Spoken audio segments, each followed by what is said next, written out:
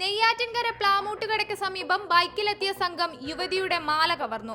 വിരാലി സ്വദേശിയായ വീട്ടമ്മയുടെ 6 പവന്റെ മാലയാണ് ബൈക്കിലെത്തിയ രണ്ടംഗ സംഘം കവർന്നത്. ഹെൽമറ്റ് ധരിച്ചെത്തിയവർ വഴിയിൽ നിൽക്കുകയായിരുന്ന യുവതിയുടെ കഴുത്തിൽ നിന്ന് മാല പിടിച്ചു പറിക്കുകയായിരുന്നു. ആക്രമണത്തിൽ യുവതിയുടെ കഴുത്തിന് പരിക്കേറ്റിട്ടുണ്ട്.